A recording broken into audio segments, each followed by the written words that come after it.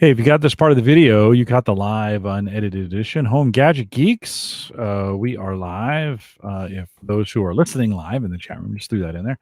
It is. It's Thursday night. It's the 22nd of July. Mike and I are both struggling a little bit, so we're gonna have to borrow some energy from you, chat room. So you make sure you're active and engaged with us tonight. Ken, good to see you. Joe, good to see you. Ed Sullivan's joining us out there. Ed, always good to have you out there. If you're listening this any other time than 8 p.m. in the Central Time Zone on the 22nd, you just got the recorded version. That's okay. We're gonna do a little beer pour in the pre-show, and then we're gonna go for it. Mike, I realized this week I have for a year now and some change, like a year and a half.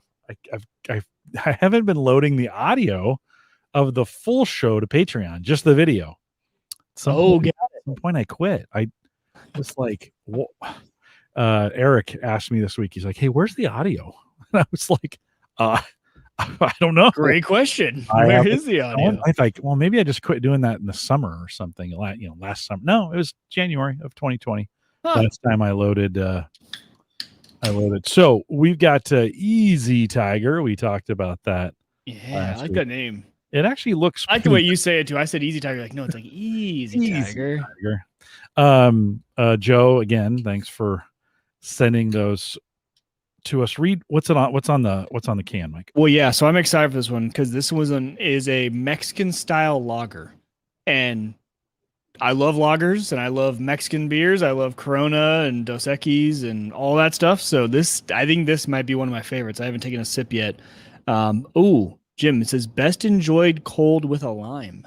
Oh, I didn't get a lime. I didn't get a lime either. I probably should have gotten a lime. Well, we got an extra can. So yeah, but again, it's another Lost 40 Brewing. Mexican style lager, 5.2% alcohol, which is actually, I think, high for Mexican style beer. Ken put let's show that. Ken put Easy Tiger. There you go. Look at that, even with the little emoji. Oh yeah. Lost 40 Brewing. Oh, interesting. It's I'll wait till you take a sip. There's an end flavor to it almost. Like you drink it, and there's like an end flavor that sticks around for a little bit. Ooh. What is that? That is nothing like a Corona or Dos Equis. No. Little more flavor. More flavor. That's what I would call it. But definitely a lager with more flavor. Like imagine it's got a little IPA-ness to it. Yeah. It's like a Budweiser with an IPA. Yeah. Right? Because you get that Budweiser full like lager style, and then you get a little bit of flavor. That's good. I'm a fan. I like it. A little salt would be good with it on the rim. Yep. And I think they're right. With a lime would be really good. Yeah. Yeah. I called my brother on Tuesday, and he's gotten into Dos Equis with pickle salt. Okay. Puts a little pickle salt right on the rim here and enjoys it that way. So Joe says he hasn't actually tried these yet. Yeah, it definitely has some bitterness to it. Like it's got kind of a little bit of flavor. It's not smooth and crisp.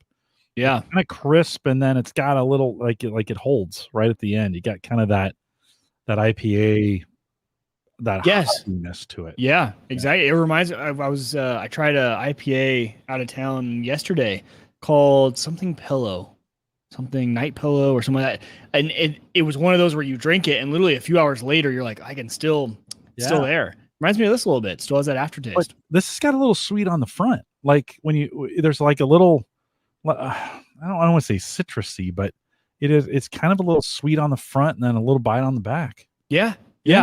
Because that fits with. I was kind of saying like there's like an aftertaste almost, like it hits you in the end. But you're right, the front end is a little bit fruity. Yeah, it's kind of it's like sweet.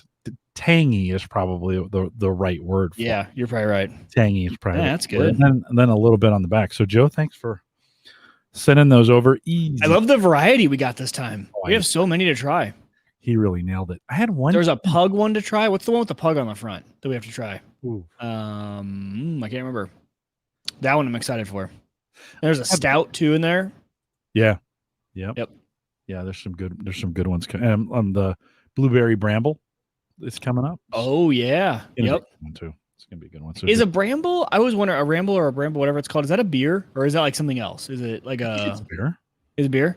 I have to look it up. I'm excited for it, whatever it is. Yeah. Yeah, I know. Right on. Hey, Alex, how's it going, man? Good to see you guys out there tonight. We'll get started here in just a second. A delightful. I had one of the cans kind of shrink up on me a little bit in the fridge. I think I got Oh, did you really? a little too cold. Oh, okay. I don't know. You know, when you ship them, you never really know. But yeah, so mine's been good, but mine's been in my main fridge. So yeah, you know, I plugged in. I've got the college fridge from Sammy, and I've got the beer fridge. The beer fridge, and I think I just had it set too cold. You know, because it was really when I took this out tonight, it was really cold, and I was like, well, okay, I should probably. I mean, there wasn't freezing. Some frost on the room. Like yikes! I probably should turn that up a little bit, not try to keep it the Antarctic temperature and get it going. So, Joe, thanks again. You're always good about remembering a glass. I always forget to grab a glass when I go upstairs to grab it. I do. It's more. I think beer's more flavorful when you get it kind of in the open. Yeah. So, all right. I think we're ready to do this thing, guys. Thanks for coming out. We're going to need some of your participation tonight. I think I said that. Mike and I are both fairly exhausted for totally different reasons. Yeah. Yes. Totally different reasons. So, oh yeah, these were the beers. Joe said that. Well, they survived the car accident. These they were beers in the car when he got hit. Yeah. So wow. Well, they taste good. They're survivors. Cheers, Joe. Cheers. I wouldn't worry about it. I'll still open it. Oh, for sure. Okay. Let me kick this thing off. Here we go. This is the Average Guy Network, and you have found Home Gadget Geeks show number 498, recorded on July 22nd, 2021. Here on Home Gadget Geeks, we cover all the favorite tech gadgets that find their way into your home. News, reviews, product updates, and conversation, all for the average tech guy. I'm your host, Jim Collison, broadcasting live from, Mike, a very hazy Bellevue, Nebraska. When you're outside, you were kind of flying around this week. Did you see any? Have you seen the smoke from? Like, no, I haven't. Smoke. Like I was out there last night, actually a really beautiful sunset, but we're starting to get some of that smoke from the west. You know, there's big fires going on in the west, kind of hazy. See, I've missed all this news. I've been on the East Coast all week, so I haven't even. I noticed the haze when I got back today, but I had no idea what it was from. Yeah, so our thoughts go out to everybody in the west where it's super dry, and they are having gigantic fires again this year. Got it. And so just be safe out there. You know, if you're living out west and you're in one of those danger zones, we're hoping the best for you. But that smoke is making its way here, and we haven't had any rain to kind of pull it down. Our cars are going to be super dirty the next time it rains.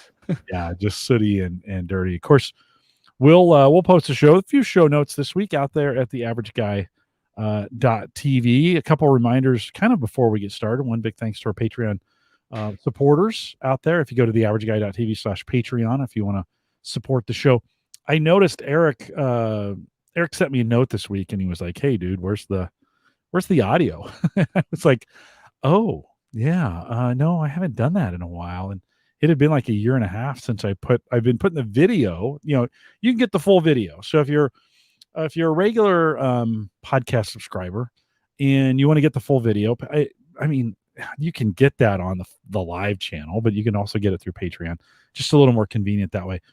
I'll also start posting the full audio if you want to download that. And Eric was going to listen to it on the road. So yeah, that's cool because now in Patreon, you can add that URL to any other podcast app. So you can, from Patreon, you can import that feed if it's the audio only feed. Yeah. I know a lot of podcasts have actually been doing kind of like what we used to do, right? You get pre-show, post-show. One of the podcasts you guys all recommended to me, and I'm totally forgetting the name now. They do it that way. So on the Patreon, you get full access to the post-show and everything like that. What is that show, Jim? That's going to drive me nuts. Anyway, yeah. So it's kind of cool that you can now take that and you don't have to go to the Patreon app. You can just pull that into whatever app you're using. Right through. And I think that'll happen when I put the audio out there. I'll check it out this weekend. Not too many of you actually, I watch the numbers on those, and not too many of you actually do it, but that's okay. It's available for you if you can't make it live on Thursday nights and you want to get both pre and post show. We did a little beer pour in the pre-show, and if you want to get a hold of that, The easiest way to do it, well, I mean, the easiest way to do it is on our YouTube live channel or $5 Patreon monthly subscription. I'll get you there as well. Big thanks for everybody who does that, and we appreciate it. Mike, last week was actually a really popular show. Like, I got because where we hated Jim, I was really concerned after I talked about just destroying all my servers. I was going to be outcast from our podcast community. No, it's the opposite. I think people appreciated the honesty, the frustration. I think a lot of the things that we faced, others have faced as well. And I won't be able to read all the feedback tonight, but I did get a couple bits of feedback that are good, a little on the long side. So hang out with me. I want to read it all. But a great opportunity. Of course, we always appreciate that feedback. You can, couple ways you can do that. One, send me an email, jim@theaverageguy.tv. You can do it that way. The easiest way is send us a 30-second voicemail. I'll play Jim Shoemaker's from back, it's almost 2 months ago now, but we'll play Jim Shoemaker's message here in a second. But Kevin, and how do they send those, Jim? How do they send a voicemail? Yeah, you're right. I just blew right past that, didn't I? HomeGadgetGeeks.com. Bottom right-hand corner, there's a little blue microphone. Just press it. You got 30 seconds. Leave us a message. You can even leave a funny one. It's all good, but love your feedback that way. And as we get more of it, we'll read it here on the show. Kevin Schoonover sent in a note to us. He said, Sunday night, I listened to last week's show, Flying Home from Vacation. Thanks for doing that, Kevin. Great content as always. Like the direction you took on the complexity and how much is too much. I spent too much time in user groups helping people troubleshoot issues. I'm sure that's a really common thing for a lot of folks in our group. Networking issues are the biggest area, specifically when people do not believe they have a networking issue. The common answer in the user groups is you need mesh. Mesh fixes everything. Mesh is not the savior to networking issues. In many cases, it makes things worse. The other big area of concern that people keep buying stuff and adding it on and wonder why things are getting worse. Well, we talked about that, like 100%. Yeah. Especially you got a cheap router or you got a cheap Wi-Fi, you bought a cheap components and your cheap Cisco switch that probably should have been sent to the junkyard before it was put on eBay, and Mike bought it and it's still in his rack this week. Still have not gotten around. Still working out there. Well, working is relative, Jim. Yeah. As of right now. Here. That's the good thing, at least here. He says, I'm very behind in listening to your show. If you've recently done a networking show, you may want to hold off. The content would be aimed at the average home networking person, tips and advice to overcome common issues. In other words, Kevin wants to come on and talk about networking. So Kevin, we'll get you on here. That'd be fantastic. It'd be a good conversation. We probably need to do it about once a year. Well, and it's funny how I think, there's a lot of complexity that people have added, and especially users who are trying to get a little more into the fun home, self-hosting side of things, right? Because when you start adding Docker containers, even when you start adding Unraid or any other sort of NAS, and then you start doing Docker, right? Those all have their own network. How do those networks interact with your main network? Network masks, all of that. I mean, I remember when I first set up all of my Unraid stuff and Docker and everything. I mean, there was a lot of issues. And like Kevin says, a lot of times you don't realize it's a network issue. You're like, why is this Docker not working? The Docker, the whatever, Docker file this is, it's not working. And you're like, well, no, it's a network issue, but you don't notice that. It's not the first thing you think of. When you were over at my place last weekend or 2 weekends ago, whatever it was, you kind of saw how I have like everything kind of grouped and wiped. Right? I like that. And it just is easier. I've got a big 24 port switch, not managed. It's a D-Link. It's a dumb one, but I don't need that complexity of a managed switch. I'm not doing what you're doing. I have one LAN. I'm using the Bitdefender box, so it's much different, but I do group them. I kind of group my hardware and really try not to use Wi-Fi unless I absolutely have to. That's kind of one of the things I don't want to do. Yeah, and that was one of those. So I saw the way you set it up, Jim. And then, so we're actually going to be finishing our basement here in a bit. And I was talking to the contractor and he's like looking at my rack and he's like, okay, yeah. Like, is this all staying? Like, I was like, yeah, I said, all the wires run right here. He's like, all right, so, okay, we'll plan around that. He's like, yeah, we'll make sure we wrap that up as we start to do all the construction down here. Cause that's, all that dust and everything flying around. And it just got me thinking, I'm like, man, I really wish for a month, I might go super simple. and literally strip everything out, bring it upstairs, have one dumb switch, dumb router, and bring it upstairs just for a little bit and see how that goes. Might be worth it. Burn it down. See what you really need. It's a good excuse, right? That's what I'm kind of thinking. Like, it's a good excuse to be like, okay, I really don't want my rack getting just covered in sawdust and everything. So do we burn it down just for a month and then bring it back if we really missed it? Right. It's good. I think a good excuse to give it a try, especially in that scenario. Neil, who sends me notes all the time. So Neil, thanks for doing that. I always appreciate it. Neil writes, I listened to it twice in referencing the show. I listened to it twice already. First off, I could relate to the generator segment. Thursday, a tree fell at the end of our street and took out the power to our barn. So I had to fire up the old generator. Amazingly, it starts with half a pole. We have frequent outages, so I have left the 2 freezers and security cam gear plugged into an outlet strip. This is a good idea, by the way, with a long extension cord that can reach outside. So I don't have to pull out the freezers from the wall with a plug. That's a really good idea, right? Yeah. Have those things on that. Next, the show kind of tells the state of home IT gear, home cloud, home automation. So many dilemmas and decisions to be made. Which things are worth taking into the home IT shop and which would just go outside? What can go wrong? And what happens if I'm away on business when it does, right?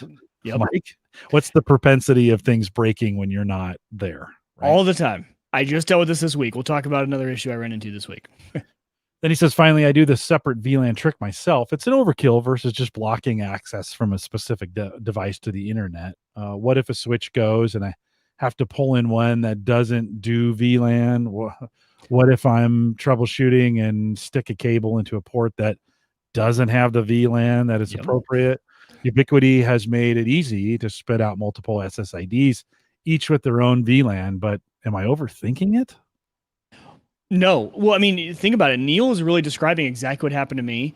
And I actually remembered a part of my issue that Neil brings up. It was plugging a cable into a port that's not assigned that VLAN. So for me, remember, so all my ports were acting up. I was trying to find ports that were still working, found a port that was working, but it wasn't tagged correctly with the VLAN. Well, so then on that Cisco switch, I got to go get into the command line of that thing. And it's been 1.5 years, 2 years since I programmed that thing. I don't work on Cisco gear ever. That's not my day job. So I had to go Google what is the command line for adding the VLAN tag and all that stuff. Oh, it was just one issue after another that I ran into. So yeah, I agree. That's exactly what I was running into. PoE and VLANs was the bane of my existence. Yeah. Yeah, you got to remember that, right? What's on PoE, what's used, right? Way more than I'd ever handle, Mike. I'll just be honest with you. Neil continues. He says, in any case, it really resonated with me, and I thoroughly enjoyed it twice. Keep them coming, Neil from near Cincinnati. And then he says, P.S. A reminder to listeners: carbon monoxide kills, so be very careful where you put your generator. That's a good point. It really is, and they're very careful in the instructions to, 15 to 25 feet from any open window. I don't know what that is in meters. From let's just say 3 to 5 meters. From any open window. You think in the summer you're firing that generator up outside, you may be putting it underneath the window, right? Yeah. So there's that to kind of keep in mind. We have it down and away from our house, but it is a good idea of what we're gonna, a little bit later in the show, I'm gonna ask for your advice on some things with that generator, so hang tight on that. But Neil, great reminder. One of the things, I installed in the shed a carbon monoxide detector just in case. And, that's a smart place to put one too. And we're going to talk about why here at the end of the show, because I had a device that was burning in there, and you just don't want to, you should know. So yeah, to go back to our conversation last week, if you're putting those fire, smoke detectors in your house, date them so you know when to replace them. And probably a good idea to have, carbon monoxide alarms in there as well, just in case. We have one right by the furnace, just in case. And I think I bought one of those combo, smoke and carbon monoxide. Smart to get that done. Jim Shoemaker. Jim, sorry this took me so long to play this back on my birthday. He sent me a note right after the Subaru Legacy announcement, and Jim had a few things to say about that. Congratulations on the new Subaru Legacy. We have a Forester, and one suggestion I'll make is that if you want the in-car Wi-Fi, let the 1 month trial expire. Let AT&T send you multiple offers via email, trying to get you to sign up again. We finally pulled the trigger when they got it down to $15 a month, unlimited data. It's been very nice for people in Wi-Fi's and laptops and whatever in the car on trips. So, thumbs up. $15 a month, extra Wi-Fi in the car. Mike, are you doing it? That's a good deal. So in our Chevy Traverse, and the reason it's important for my family is we have the two kids, the young kids, that don't have phones yet, but they do have tablets for the long road trips, and they do need Wi-Fi. And so our Chevy Traverse has had the option. We've used it in the past. We got nowhere close, though, to 15 for unlimited. I think I was paying 17 for 2 gigs.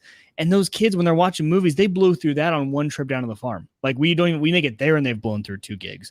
So we ended up canceling that. And now I just use my Verizon phone because that has the hotspot capability and it's good enough. But man, if I could have 15 unlimited in the car, I would probably heavily consider doing that. And only because I only pay for hotspot data on my phone, not Hannah's. And so she can't do the sharing. So if she takes the kids to the farm by herself, they're kind of out of luck. So yeah, that would be a good deal. I think it depends on your scenario. Jim, I don't know if that'd be worth it for you, just how much you would use hotspot in your car. No, but man, for me, it's yeah. a huge deal. Yeah, none at all. In fact, I started setting that up in the car, and I wasn't going to set up theirs, but then I can make mine. I can connect the car to my phone and serve it through the car, and I put in a car SSID, and then I said, wait a minute, like talk about overcomplicating it. Like if I was, first of all, 99% of the time, I'm the only one in that car. Let's just be really clear. It is a one-person vehicle for the most part. Every once in a while, Sammy's with me, but she's got her own phone and her own coverage, right? It's just a different use case scenario for me. I would never need it. And if I did like you, I'd turn on my hotspot and just be like, hey, I think it's Jim's iPhone 12. Just attached to that. Here's the code to get it done. And you can do it in there. None of my kids need it. They all have phones with, but in your situations, completely different. Your kids don't have phones. You got kids you want to give entertainment to. So I just thought it was funny how I was already trying to overcomplicate it, but I could have an SSID set up and that kind of stuff. By the way, love that car, except the Apple Car. Is it Apple CarPlay? Yeah. Yeah. It's not reliable.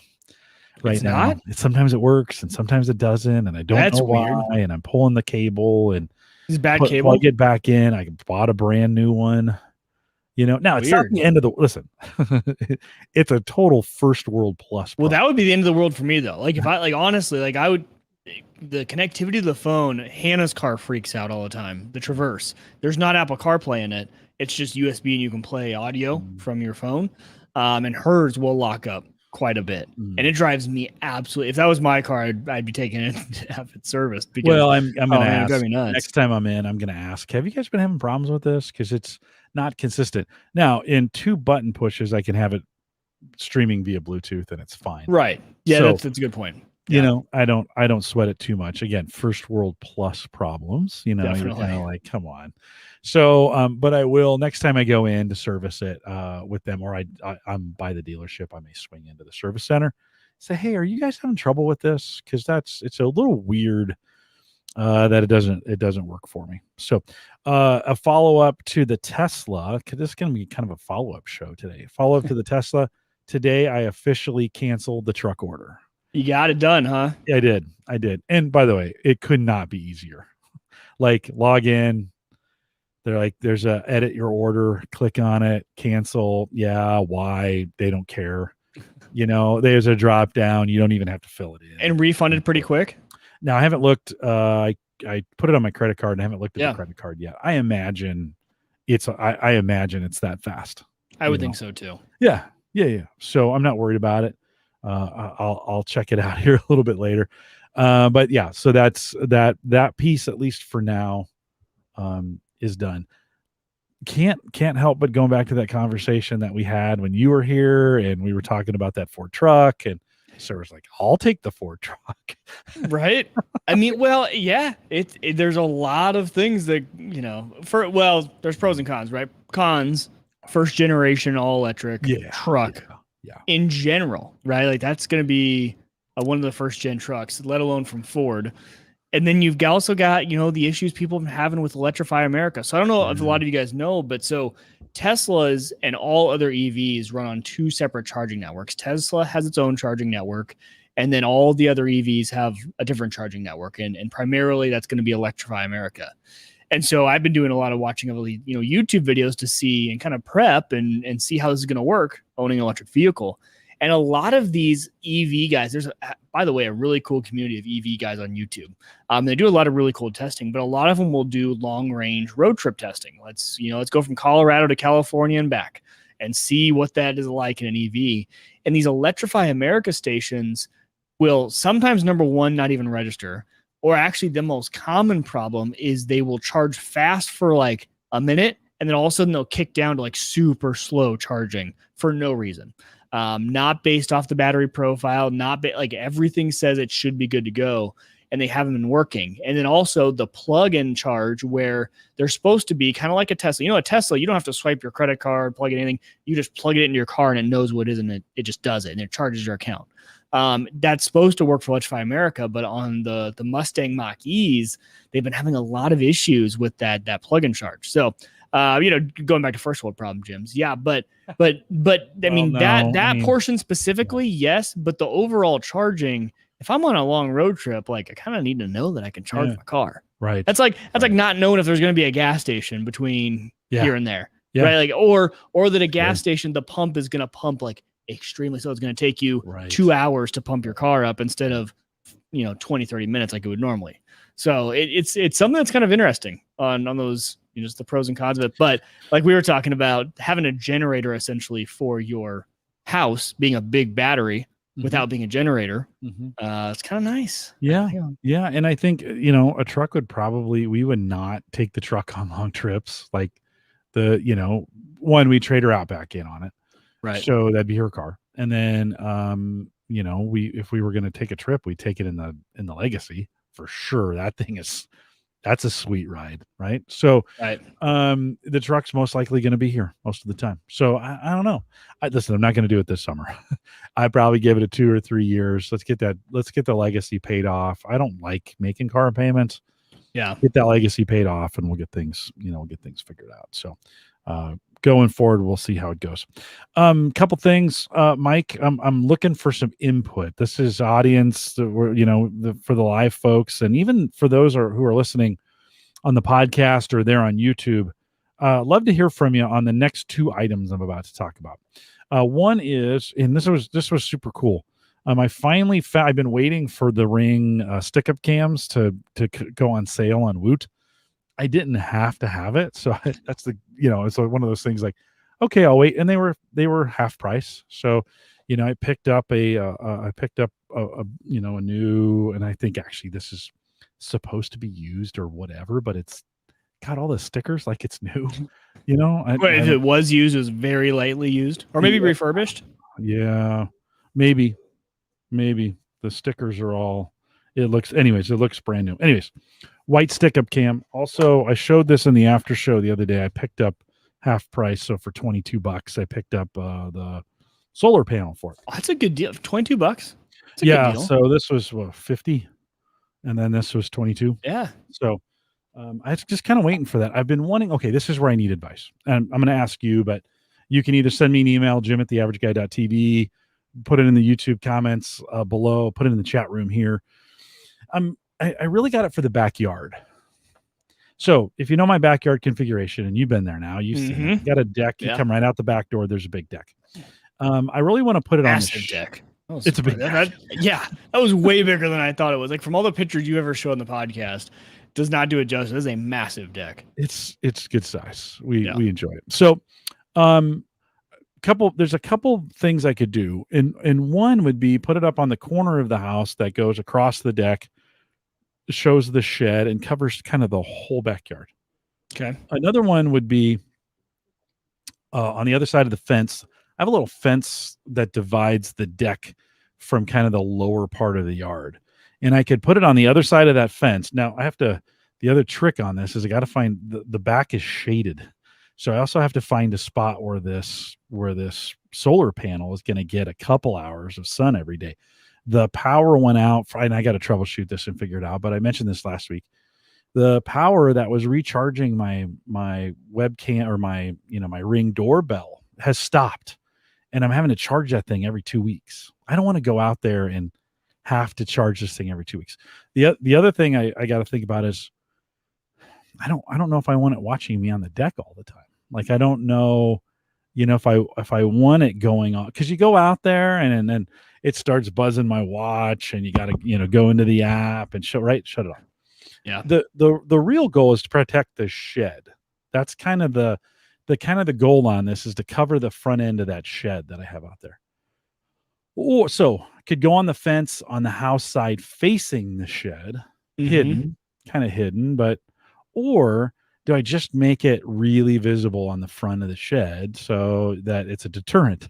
Like, this is what we have on the garage is I've got it in plain sight, just out of reach, kind of a deterrent. Like don't come up the driveway type deal. Right. So my three options, kind of those three options.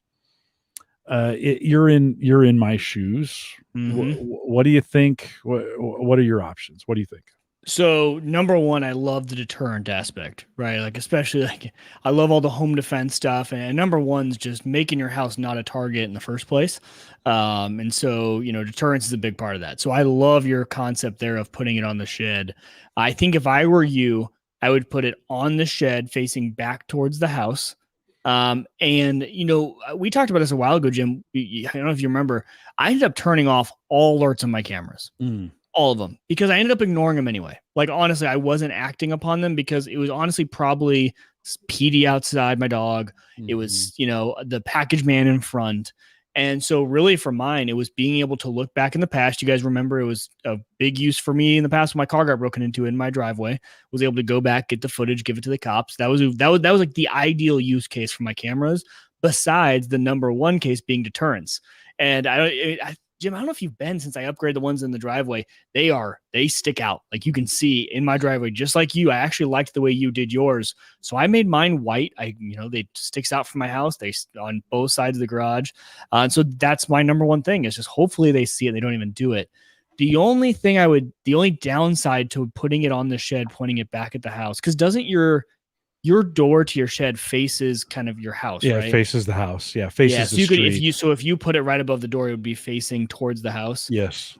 The only downside about that is, and I guess if you're turning off alerts, it doesn't matter. So that kind of defeats what I'm about to say. But I have noticed my favorite angle in my backyard. I have one out on the patio that faces back towards the house, and I look at that camera more often, because it gives a better view of the door if someone was at the door, instead of like right above it. When you're right above the door, you're not going to get a good shot of them. Right. But you'll get a good shot of people creeping around your back patio area. Or even in the back, even at the back door. Now I won't get their face. Yeah.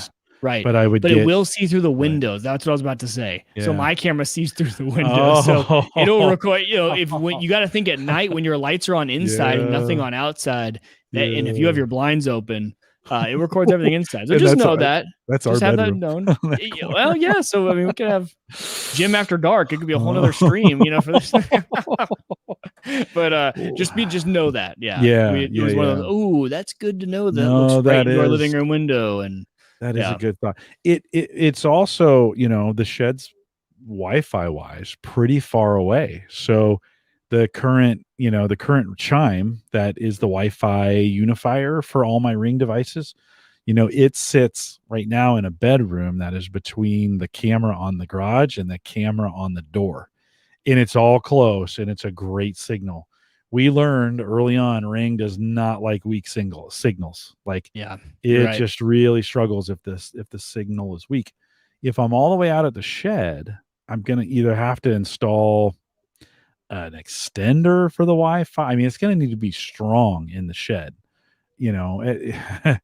so I mean, there's that. I think Mike, before I get too crazy about this, I'll probably temporarily set it up in both locations or all 3 locations and just try it for a week, see how it does, before I go to install it, I may just tape it like where I think it would be good and give it a try. Yeah. I think, I would probably end up going because I totally forgot about the range. That's a good point. And it's an annoying thing to solve It's for. super annoying. So with that being said, I would go for a massive padlock lock on the shed, not worried about it, and have the deterrence factor be on the back patio. Because really, I want to deter them from getting into my house. If they get into the shed, they get in the shed, right? If they really want to break through a massive lock, I'll still catch them on video after the fact. Yeah. But I would probably have the deterrent on the back of the house. Well, and then, if that's the case, maybe I'm putting it on the corner of the house. So they got to come around. That's a good idea. Right? And they'd see it. It'd be high enough. I could also get the morning. I could mount that solar panel to get full blast in the morning. We won't get any afternoon or evening, but full blast of sun in the morning to recharge that battery. But then, have that thing dropped down and facing my back door. Now, it is going to pick up in that scenario. Every time we go out on the deck, it's going to pick it up. Yeah. To be honest, it does that when we go out and wash the cars or when I'm walking in and out of the driveway. And I've kind of learned to ignore it. What I have enjoyed, though, is, and I told my neighbor this, by the way. He knows that he sets off my cams. And he actually kind of likes it because it's watching his car and his driveway as well. Yeah. But I get kind of notifications whenever there's any movement out front. Somebody's, checking the mail or the UPS guy comes or Amazon comes. So I haven't ignored, the notifications yet. So you're kind of used to ignoring it when you should, not ignoring it when you should be opening them up. Yeah. Well, Joe brings up a good point. He says the alerts caused by the IR reflecting off spider webs on his shop cameras wakes him up sometimes. Joe, that's what made me turn off, honestly, mine. Like number one, it was all the cars and everything like that. And I did zones and everything, but you're right. No matter how good of zones you set at night, spider webs, moths, all of them set off my cameras all the time. It drives me nuts. Yeah. I haven't had any bug problems. We had a bird land on the garage ring. And just perched there for a while, checked out the camera. You could see his face. Got a good photo shoot. Checking the camera out, just kind of looking around up there. It was kind of cool to see that. So we don't get a lot of problems with the cameras, so I love the idea kind of only behind the fence. Kid can't see the deck. It just sees the shed, but then it's harder to get that thing charged there. And it's not as a deterrent because you can't see it. It's like a surprise, we caught you on the camera. So I think what I'm going to do, and if you've got some suggestions, probably won't permanently install this thing for the next couple of weeks. So send me an email, jim@theaverageguy.tv. Put it in the YouTube comments down below if you're on YouTube watching this. Love you've heard kind of the options. Love your feedback on it. And where do you think I should put it? I will probably mess around with it in a couple different locations, just to be honest, to see, let's test it, see what it does. Right. And kind of go from there. Second thing I'm looking for some advice on. We talked last week about the generator, and I got kind of hooked on this idea of creating a box. I would plug the 240 volt because it's got a 240 20 amp, I think, and then it's got two 120 20 amp GFCI protected outlets. So there's 3 outlets, right? Okay. 120, 120, 240. The 240, of course, can power up a bunch of things. The 120 is a little less, but together the same. There's all kinds of equations with power. We'll stay out of that. Yeah. But one of the thoughts was come off the 240 and power a box that had some smarts to it. So I was starting to look through kind of what's kind of out there to keep track of power, and how could I kind of what I want to see in the end. I had my neighbors, which by the way, we got a really nice gift card from one neighbor, and the other neighbor brought over fresh sourdough baked bread, which was great. Like, you got to love that. I had that at lunch today. It was delicious. So, so a box that's got some kind of smart monitoring in it, where I could, as the generator's running, I could check the power usage. I didn't want to leave as the generator's running. I didn't want to leave the house because I was afraid if something happened to the generator, my neighbors would be screwed. You know, Right. that was kind of my thought. So, look through some. So here's what I've looked through so far. I've looked taking a 240 plug, bringing that into a box and breaking it up into separate outlets, and then running, running some smart plugs off of it. All the plugs I could find are 15 amp. The smart ones are 15 amp plugs. You know what I didn't look at is I didn't look at smart plugs that are installed.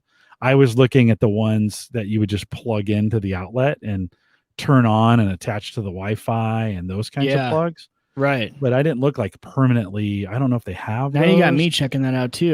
That's a good point. One of the options, of course, well, most of the just plug-in outlets are only 15 amps. And I may want 20 and not 15 on those. The plugs themselves are 20 amp plugs. I know the GFCI breakers work because we haven't popped before. I've also popped the circuit breaker on that thing, pulling a little too much juice. They also have like what we talked about before, devices you can buy that you can put in between the power plug and what you're plugging into it to again, the whole goal here is I want to monitor. One, I want to know it's running. Two, I kind of want to monitor the power use. Like, how much power am I don't need to, by the way. There's on the generator, there's 4 lights and it says 0, 25, 50, 75. Actually, that's not true. It says 25, 50, 75 max. Those are the 4. And I'd like a little more, I like a little more than that. Data. Yeah. Yeah, exactly. Yeah, kind of like what's it drawing here? What's it doing? How much are we drawing on this thing? Yeah, because you're right. Because my first thought when we went to this was that it would be something like a Zigbee or Z-Wave outlet. And my thought there was that, with Zigbee or Z-Wave, you just get the $4 from, AliExpress dongle, plug that into a computer somewhere, and all of a sudden you can start just pulling whatever data you want, monitoring it. I'm sure there are some great already built out, charts for these sort of things. And I bet you could do a really cool self-hosted version. But then you brought up the amp issue, and I just looked up the Zigbee outlets I would use, and you're right, these ones are actually only 10 amps. So I didn't think about the amperage. That's a really good point. But really, because my thought behind it was I don't know if I would necessarily want to be tied into like an ecosystem. That's why I thought Zigbee Z-Wave or Wi-Fi, but Zigbee Z-Wave would be able to, you can usually pull a ton of data from those things. Yeah, it would. Oh, this one's got a price drop. Look at that. Thank you, Microsoft Edge. If you're watching, let's see. Can you guys see that? No, you can't see the Edge. Shopping on Microsoft Edge just popped up and say, hey, the price on this product has recently dropped from 29 to 19. Although that's also on Amazon. So, yeah. So here's another, Mike. Here's another example of where I could, have a single device that's kind of designed. This is an outdoor smart plug. Wi-Fi enabled outlet. Doesn't say right up front what the amps are on this thing. Let's see if we can see it it's a 15 amp. I think maybe I'm going to be limited to 15. And maybe that's not the end of the world. That's enough. That's a lot. Yeah, maybe that's not. But I wonder if this thing, the other thing I've learned about these things is monitoring the power usage is not like, just because it says smart, a lot of times they won't tell you the current draw on the power. Oh yeah, right. It's just, I can turn it on, I can turn it off, and some other things, but it doesn't tell you the actual wattage or amperage on the draw. Yeah, well, and I haven't messed with one of these, Yeah, before, it's like this one I would guess wouldn't. I'm guessing this one's just a timer, and then you can turn it on or off. I doubt this one would actually pull the monitoring data. And I've got some Casa ones that I use in the house, and they tell me how long power is being pulled. Right. But they don't give me any indication of just how much. really, I think the what I really am looking for is it still drawing power? Like that's the first requirement. Is power still being supplied? Because Yeah. if it stops, I want an alert that says, "Hey, this thing is stopped." Right. Um, Much like we cooked a pork butt on Sunday, and I had the meter in there, and dude, that thing is sweet. Like the more I use that thing, Right. Oh I yeah. had it going to I had it coming into the Amazon to one of my Fire tablets, and then that was going Wi-Fi, and I could access it from anywhere. And I went to Phil's to mow the lawn, and I was monitoring the grill while I was mowing the lawn over at his house. That was pretty great. So that's one of the things I'm looking for. If anybody has seen one of these where it kind of monitors for you, it's got alerts associated with it. I want to know if the power is still working, because if it goes off, there's some things I need to, there's some things I need to do. Not so important if I get how much is being used, but that'd be cool. Like, Mike, it'd be a good idea how much of the generator is being used. So Yeah. Well, it goes back to that light thing you were talking about, the 25, 50, 75. You want more than just these lights that show you how much yeah, load is being pulled. well, and the other thought is, I've got that Belkin device that you plug in, and then you plug in everything else to it, and it tells you, do I need one device for them all to run through first? Oh, you're just the watt meter kind of Yeah. thing. Yeah. Yeah. Is that the right? Now, it doesn't. This one, I couldn't use this one because it's not smart. I mean, it just does it. Like, it Yeah. won't tell me if Same. it's off. So, Yep. so if you know of any devices like that, save me a little time on all this research. But this is kind of what I'm looking. At first I was thinking I'd build this box, and now I'm kind of thinking, no, I really probably just want a smart device that I can plug into those plugs and then extend everything out through it, and give it a try. If you've got some good ideas, send me an email, jim@theaverageguy.tv. Put it down there in the comments in YouTube, and love to have your feedback on it. And we can go around and around and around. I'm not in a hurry, by the way, to figure this one out, but it would be good to get some smarts in it. Mike, in another follow-up conversation from last week, you had some SSL issues on your stuff. Yeah. So this was actually an issue that I have apparently been having for a very long time. It just didn't become relevant until the SSL certificate had actually expired. So here's the setup. You guys know that I run a reverse proxy, right? And I've always used the Let's Encrypt Docker container, which I think last year or year before that switched to its name to Swag because it wasn't officially Let's Encrypt. So a lot of self-hosters use the Swag Docker container for their reverse proxy.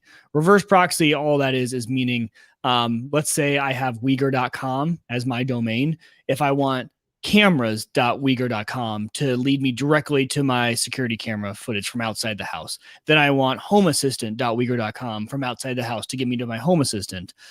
Essentially what it does is it takes the 443 and port 80 ports, forwards them to one Docker container, which is your reverse proxy. And because of what subdomain, if it's cameras, if it's home assistant, whatever, it knows where to direct that traffic inside your network. So you don't have to open up a ton of different ports for everything you're self-hosting. You just open up 443 and 80 and point it at your reverse proxy and let your reverse proxy then know, where do I send that data?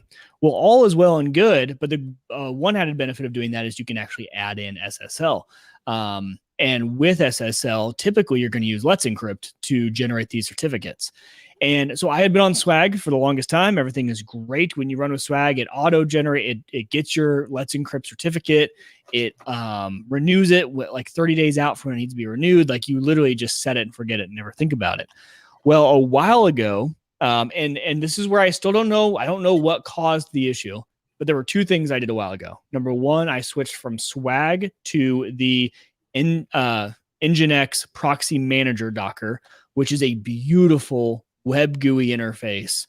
The Swag does not have a web GUI interface. You're literally just writing up little proxy conf files, text edit files, right? And you're using those to formulate and tell the reverse proxy what to do.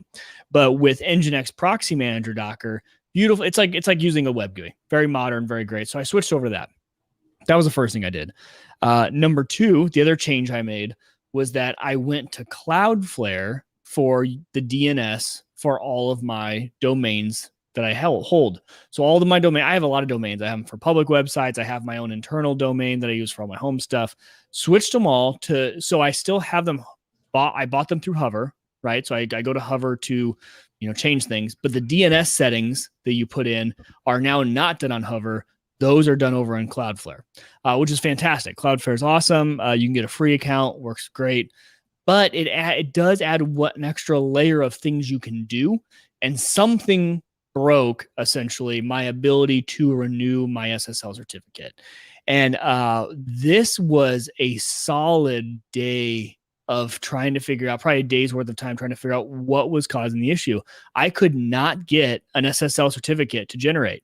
And so there's a lot of things. And I'm going to go into a little bit of detail here just because I have a feeling that there's at least one of you that might run into this issue in the future, because everyone uses the same reverse proxy Dockers if you're self-hoster. So in the end, what I ended up doing that made this all work, spoiler alert, I was never able to get Nginx Proxy Manager to successfully get even a new SSL certificate from Let's Encrypt. It gave an internal error every single time. I turned off all the proxying in Cloudflare. I turned off all of the HTTPS. Cloudflare was essentially doing nothing but pointing it just like Hover would have, and still nothing. All the ports were forwarded correctly, everything double checked, but it would not pull a new Let's Encrypt. So for me, Nginx Proxy Manager and Let's Encrypt does not work. Don't know why. And maybe it's just an issue when you have Cloudflare in the middle of your DNS, but I tried everything, read all the articles, nothing. In the end, what did work was I went to, I found kind of an article on a different way to go about this. I'm going to pull up my Cloudflare just so I can make sure I'm using the correct lingo here. But essentially what you're going to do is you're actually going to use Cloudflare for your certificate. So what you do essentially is you go into Cloudflare, easier to say, and you create an origin server certificate. And when you create this origin server certificate, essentially it gives you your certificate that you use and your key, and then you go and load those into Nginx Proxy Manager. So Nginx Proxy Manager, you can add a key and you can do a custom one, not from Let's Encrypt, and you can insert that key and upload it. And really what that does is that allows Cloudflare to communicate with your server with that SSL certificate, and you can kind of bypass using Let's Encrypt. But here's where I ran into another issue. I did sweet. I got my origin certificate. It's all set up. It's all working. It seems to be working, but it's not pulling the certificate. And there was an error that was coming, and you would get to Cloudflare and it would say, hey, there's an issue with your server. And I don't know if you guys have ever gotten that screen from Cloudflare where it's like, hey, your internet works and we're up, but your server's down. And I knew my server wasn't down. So I had turned off all of they call it proxying, right, in the DNS settings. So what Cloudflare can do essentially is Cloudflare can say, we'll be the quote endpoint for what the client sees. So let's say I'm out in the world and I want to access homeassistant.uyghur.com.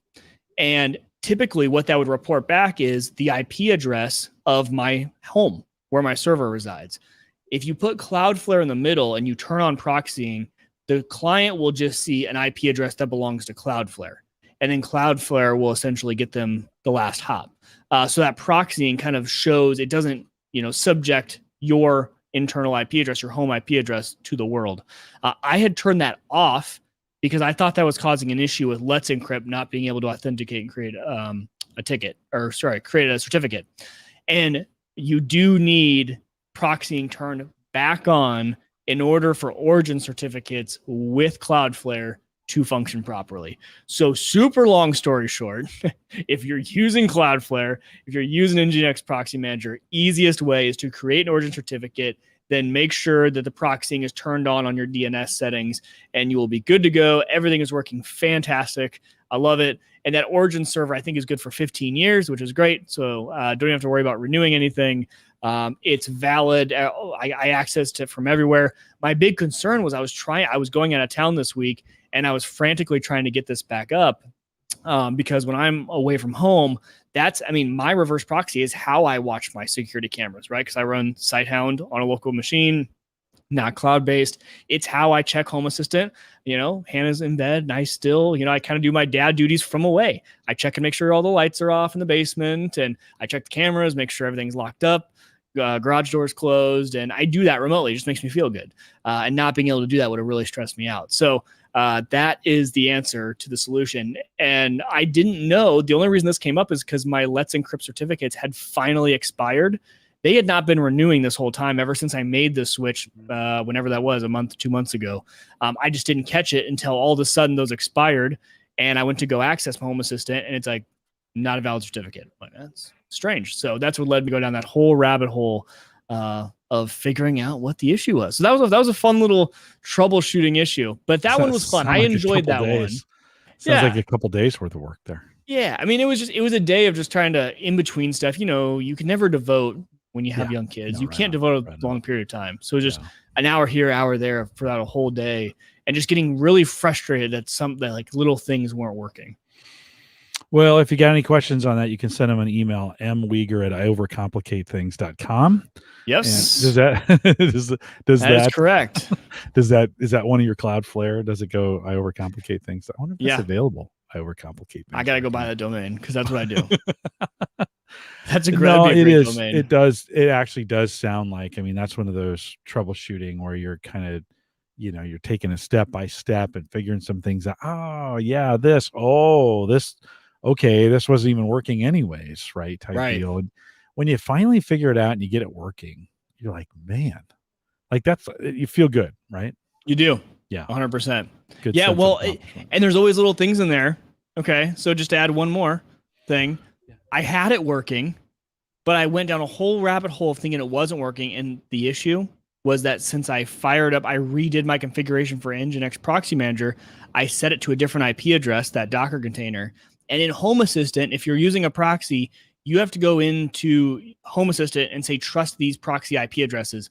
Well, I had the old IP address and hadn't done the new one. So I'm like, Home Assistant still isn't working. And I'm like, I swear my reverse proxy is working, but now it's not.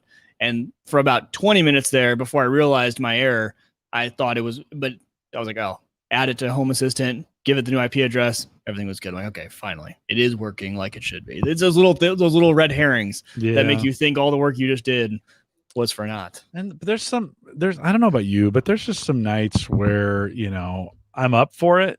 And then there's other nights you're like, it's just going to stay broken. Right. Right. Well, and there's a difference between tinkering and fixing mission critical stuff.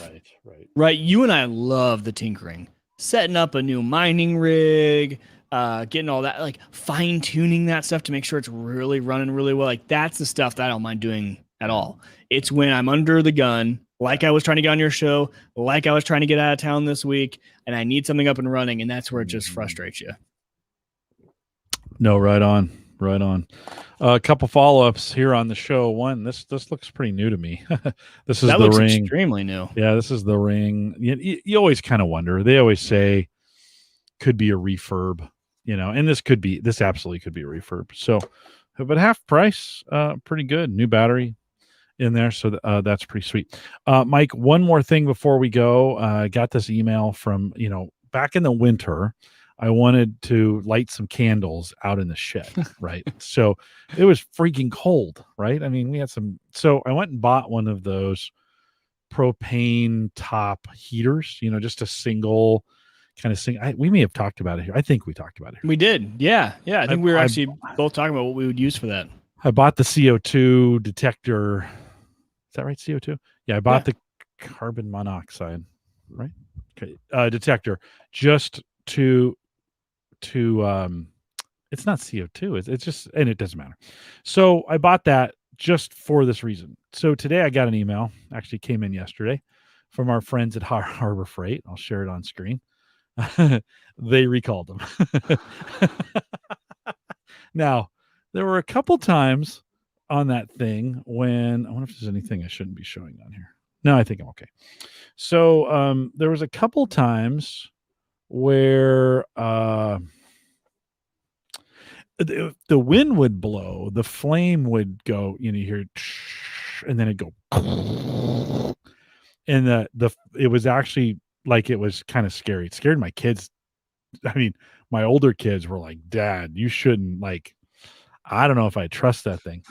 The notice, so here's what the center line says. This recall is being conducted because in windy weather, the flame can be directed to the rear of the unit, which can melt the tip switch safety shutoff feature at the rear of the heater. This poses a risk that in the future, the heater will, if it tips over, it won't turn off, creating a burn hazard to users. Immediately stop using this item. So Harbor Freight has said just pop into the store with it and they'll give you a gift card for its value. Okay. And now I've got to kind of rethink my heating. The good news is I probably got 4 months before I need to worry about a heater in the shed again. Mike, if you were gonna, it's an enclosed shed. It's not airtight. There's plenty of air gets into that shed. If you were gonna heat a shed like that, or you wanted a little personal, man, I'll tell you what, electrical heat is just not efficient, right? I mean, it's so expensive. What would you put in there? What would you use? The non-recall version of what you had. Honestly, I love those things. Yeah, those little dual burners. I'd go to Lowe's. They are more expensive from Lowe's. But I'd go to Lowe's. I'd get the double burner because they're not the ones that burn you when they tip over. But I'd probably just go grab one of those again. I like those things. Yeah. It was great. I mean, it at 10 below, it would bring the shed up to about 45 or 50, which is the single. So Joe had to look it up. Carbon monoxide is just CO. It makes, because that's mono, one, right? Yeah. Carbon dioxide, CO2 is what we breathe out. Yeah. Carbon dioxide, 2 O's, right? So it'd be CO2. Little science. Bringing me back to like fifth grade science. Yeah. Mono and di. We got to go back to our yikes. Words. It's been a long week. Let's just put it that way. So I'll be making a trip. I think I have to figure out where our Harbor Freight is here in town, and that's a dangerous store to go into. Oh, 100%. Yeah.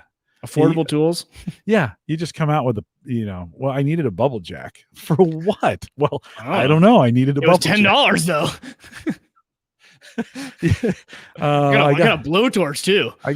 It was free with purchase of the $10 bubble jack. And I couldn't help but get the $15.99 floor creeper. Like, do you ever work on your car? No, but I just thought if I needed to get under the car for some reason, it'd be good to have a floor creeper. Those, it's $15. Yeah. So but you lay on that thing and one of the wheels just snaps off immediately, right? I mean, Harbor Freight's kind of questionable, right? I mean, I think it's I don't know. You think it's okay? Trust it. Okay. Well, I did too, and now until they sold me this, I was gonna say until point proven, until the shed burned down. Yeah. Oh my gosh. Well, anything else, Mike? No. No.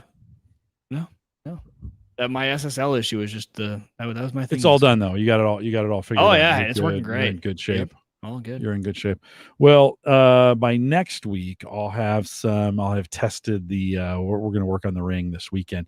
I tell you what, so I have been a slug probably since, I don't know, this time last year. I literally have not worked out probably in a year. So I was wondering why I was so tired. This week I started working out again. Dude, like the body is like, what are you doing to me? We were really enjoying that last year. Oh man, I got on the scale at work and I just horrified. And that was the one I've been avoiding the scale for a while. And it was that one moment I'm like, all right, jackass, you need to get this thing rolling again. Yeah. So this week I've easing back in. Like it's not like I'm, I didn't like go, everybody goes, oh, I ran a 5K. And you're like, that's not the way you get back into a workout. Like, that's good for you though. Just simple stuff. Getting back in. It's the day one stuff. And you're the type of person though, like you get kind of addicted to workouts. You'll be back in no time. Oh, for sure. You know what I mean? Like, it'll be 2 weeks. Like for me, it was a month. Getting back into it after COVID was a month before I was like, oh, okay, now I'm good. Like now it's not a bad deal waking up. I got wrangled into doing mark to market though, Jim, and I am not a runner. Oh, at all. That's a but party, dude. Yeah, That's a that's party. what I've heard. Market to market's a party. And they gave me one of the really short. I have like 2 legs that totals like 7 miles, so it's not bad. So for those listening, market to market started as a race. It's from the old market in Omaha to the Haymarket in Lincoln. So 102 miles, 110 miles, something like that.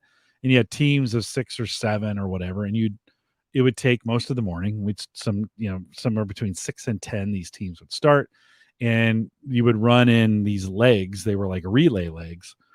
And sometime in the afternoon you got into Lincoln, whatever, how long it takes to, I think I ran it once or twice. And I think we did it like in 8 hours, something like 7-8 hours. But it's kind of, there's some people who take it seriously, but most people don't. So we had teams that were making hundreds of Jello shots for this, just for this. Like, and they were that style. Oh yeah. They were called Run Jovi, which was pretty great. So they were dressed up in 80s hairband costumes, and they ran when you were running. You were, dressed as an 80s hairband, awesome. Whatever. And they had stickers. They had their own stickers, and so they were going around as they were going around. They were putting their Run Jovi stickers all over things. And I think they did it 5 or 6 years in a row. And they got to be like locally famous. Everybody knew as the Run Jovi guys. The Run Jovi team. Okay. And so, when's market to market? Middle of September. Oh, and where does it start now? Where are they? I have no idea. Oh, it's a very good question. Yeah, it literally was the old market, and then I think it market, is. But then I think it still is. Are they back? Are they back to that? I think so. Okay, because there were some areas that closed down, and they had to move they've had to move the course around a little bit. Yeah, I should go ahead and look at the map. All right. Yeah. Well, you got some time. I mean, you got 3 weeks to get in shape for it. Well, and I see. So I've been getting in shape. But you've been playing hockey. You're okay. Well, and I've been working out at 5 a.m. for the last 2 months, right? Every morning. And so I'm in good shape. There's not like running is different. There's a difference in running long distance and all the other being in shapes. And I'm getting back in shape, but long distance running, not my thing. Yeah, I'm done with it too, but I do need to get some semblance. Yeah, I'm 30 over, and it's kind of like, all right, this is getting a little embarrassing. It's kind of time. I put the Peloton app back on my phone. I need to start getting on the treadmill that we bought. I didn't show you the treadmill. Did we? No, you didn't show it to me. No, I didn't see that. Losers. Well, next time you're over here. Yeah. I just in 2 years. It's usually how it goes. Exactly. No, you're right. I just I put I have a touch screen, a big 24-inch touch screen that I put on one of those mobile TV mounts that where you can put TV on and move it around. Oh yeah. And then it wasn't quite high enough, so I just found a cardboard box and I put it up underneath it, so it sits perfectly at eye level now. And so there's no excuse. Like, I need to get my fat ass on the treadmill and get watching some YouTube videos instead of sitting in this thing. Like, just to wear your Apple Watch. I did. Oh yeah. We'll just start a competition with me, and then you're competitive. You're and right. just like, shit, all right, game on. Beat me. All right. So next Thursday we'll report back who's winning. Yeah, I'm like today. I'm mostly closed. Like, everything except the red is closed at this point. So, I've got the workout and the standing. It's the steps or the activity. Red is activity, right? Yeah. Red's see, it's green for me on days where I don't do a formal workout. Red is struggle move, to get the exercise. Green is exercise. Blue is stand. Yeah. And so I'm 82% of the way on the move goal. But yeah, just small steps. I'll be running marathons next week. Hey. We are live every Thursday. You know me. We're live every Thursday, 8 p.m. Central, 9 Eastern, out here at theaverageguy.tv/live. If you want to join us in the Discord group, head out to theaverageguy.tv/Discord. Leave us a message, homegadgetgeeks.com. We'd love to have your messages playing on the show, like we played Jim Shoemaker's on the show. Jim, sorry, it took me 2 months to get there. It actually worked out well with the topics tonight, so kind of glad I waited anyways. If you want to send me an email, if you got some feedback, if you want to start some dialogue, Jim at theaverageguy.tv. Of course, big thanks to Christian over at Maple Grove Partners. Get secure, reliable, high-speed hosting. If you need a website set up, he specializes in WordPress, but the kid can do anything. So if you want to start a website, you need a website, whatever, contact maplegrovepartners.com. Plans start as little as $10. Everything is going up in price, although apparently lumber's coming back. So that maybe It is. I went and bought lumber to make some cornhole boards last weekend, and finally it was not back to normal, but reasonable. Reasonable. Okay. What did I pay? I paid $5-6 for a 2x4. All right, so about halfway back, which is down from 8. Yeah, but it was 2. But right? yeah, it was 250. Yeah, yeah they should be around 253. Yeah. So no inflation at Maple Grove Partners, maplegrovepartners.com. Love to see you next week. Working on Bob and Ryan again for let's see, is this July, August? Trying to get them back here in August and starting to work on just kind of an overall slate of what we're doing here for the fall. So I'm excited for it. Of course, we're coming up on 500 in 2 weeks, and we'll throw a little party for that one. Want to thank you for coming out and joining us live tonight. If you're listening to the recorded version, thanks for listening. If you made it this far, it's a miracle. So thanks for coming out. With that, we'll say goodbye, everybody.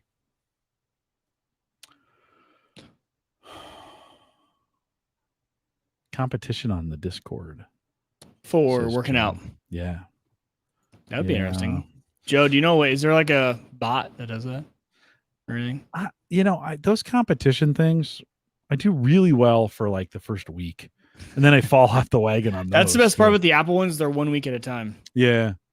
No, I definitely will. I will definitely ping you on and get you, because it was a good way to get started. I tell you, you got 1 second? I'll tell you what. Tell you what I'm thinking. Okay. Your goal is huge. Yeah. You have a 1,300. I know, and you think 1,300 calories a day. Yeah. Okay.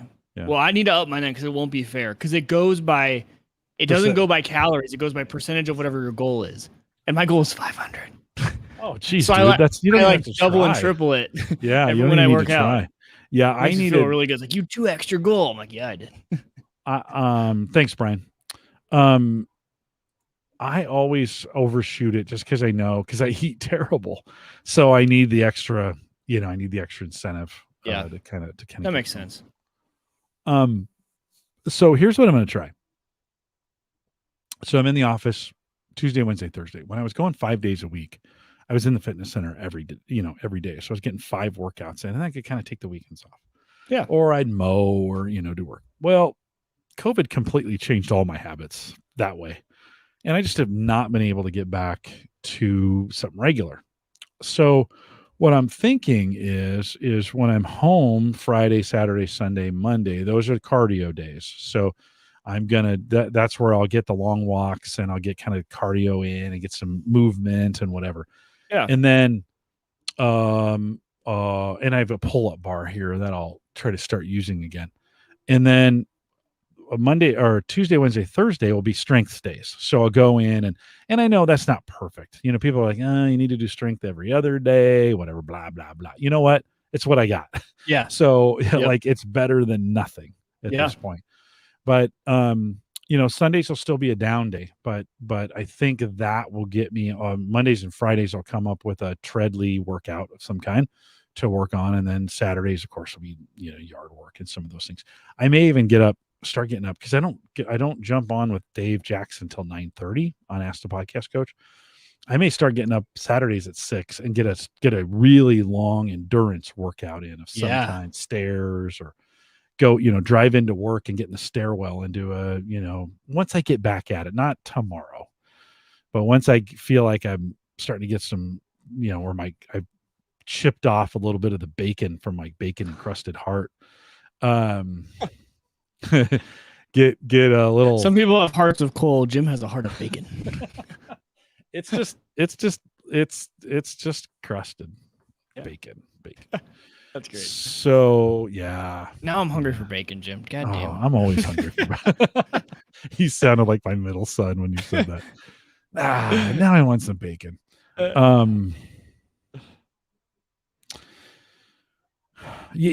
know. So Joe's kind of referring to, we had we remember we'd all fallen on that one app for a while. Yeah. That was kind of Can't putting remember everything what was the together. name of that one? I can't remember. Can't remember. You know, we could, like, you could post a workout. You know, we could have a channel where you could post your workout summary. Just take a picture of Yeah. number of Well, miles you walked or whatever, right? Whatever you want. No pressure, but just whatever you want. Especially because, like, on the Apple Watch, it's easy to take a screenshot and it shows up on your phone. Yeah. No, right on. Right on. Yeah, and I think Garmin too. If you have a Garmin watch, you can Yeah. the Garmin app, take a quick screenshot and put it to do we have Heart of Bacon sounds like a movie. Ron says. No, it's my reality. But so I started lifting a little bit today, and so my chest is just a little tight, and I Isn't that the best feeling ever, though? I'm kind of like, am I having a heart attack? Okay. Yeah. I guess if you have to have that concern, that's I'm probably. thinking that all the time, like, oh my God, this is it. I'm starting a heart attack. I love that chest feeling, like right, and almost like up here, right Oh, toward that no, shoulder for bone, sure, right? right And here. I love Yeah. it. It's great. Tomorrow is going to be a little tender. You know, I'm going to be like, oh, I did some stride kick is what There Joe we says. go. Yeah, stride kick. Yeah, do we have a workout channel in No. Discord? 1 sec. Fitness, we do. Yeah. Well, let's not say anything. I'm just going to let's just start posting things and see if we can get folks to join us for that piece. Anyways, that'll be good. I do need some kind of external. What I need to not do is overdo it, because that's my tendency. And that's my thing. So I mean, we just have that. We have our 5 a.m. crew at work, and you'll see them later in the day if you don't show up. Like, hey, Mike, where were you? You know. So that's my thing. I need that external. If I'm just home by myself, there's no way. Can't get it done. A buddy of mine just sent me a text, something about candles. Oh, got it. And I said, are you lighting candles right now? Like, he's like, no, I'm running. Like, then why are you sending me cigar, URLs? How he passes the time. It's like, what? Nope, running. This buddy of mine, Adam Hickman, he has gotten he was smart. He used the pandemic to get into shape. That's what yeah. Me too. Yeah, I used it to drink a lot and put on some. Yeah, you're looking good, Mike. You haven't gained that much weight, have you? Well, the past 2 months I've taken a lot off. Yeah. I'm down, and there was the last 2 weeks I dropped 1.5% body fat. The last 2 weeks last 2 months, ever since we moved in end of May, I've been going 5 a.m. every morning, and it's been really good. So, I've dropped probably 15 pounds in the last 2 months. That's good. Good for you. That's what I had, I put on. So, well, yeah, and I probably put on 20. You're right, Ron. I do need to do a soda. I'd love to do a soda. We don't have any summits around here. Nebraska's flat. We got some hills in Bellevue here. Yeah, right. We got the bluffs. 157 feet. Yeah. Whoa. Don't get carried away. Whoa, killer. Whoa. Slow down on that mountain climbing. What was I going to say? Yeah, it's gone. It's gone. It's gone. It's gone. My brain's gone. It is. Guys, if you're listening to us live, thanks for coming out tonight. Always good to be with you. Thanks for listening each and every week. Those who stay around this late, Ron, Joe, Brian. I saw Ken a little bit earlier, and Alex. Thanks for coming out. Appreciate you guys. We'll catch you next week. Take care.